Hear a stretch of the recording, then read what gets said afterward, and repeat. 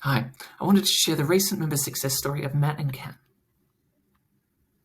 So Matt and Kat, they just got married and they came to me wanting to know how much could they afford on their first home. They thought it could be anywhere between 800k to 1.2 mil, but they really had no idea. They also wanted to know where could they live for this amount, how they're going to deal with the rising living costs, how they were going to gain control of their spending because they never could stick to their budget, and how to safeguard against catastrophes. So we went through the visualize stage, and for Matt, this was all about cat family friendships. But what really stood out was this whole thing about nature, serenity, and the countryside. And he really didn't want to live in the big city. He would be happy to retire in the country. Now, for Kat, this was about being the best parent she could be, building a life with Matt. But what really stood out for her was her friendships and her relationships.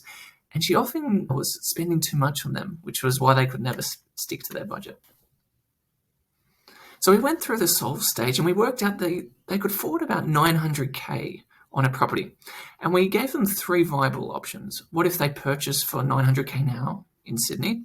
What if they rent forever and use the surplus to buy investments? Or finally, what if they rented in Sydney, bought a 900k property in the country, and eventually moved into that country at home at some point in the future?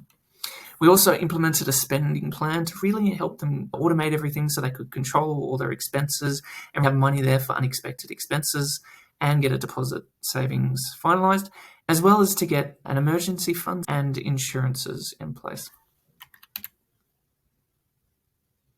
So Matt and Kat walked away with clarity. They've got three viable plans that they can go down. And they just need to find the property for one of those and they'll implement that plan. And they're now in control of their spending. And they also have peace of mind knowing that they've got emergency provisions in place and insurances there for unexpected events.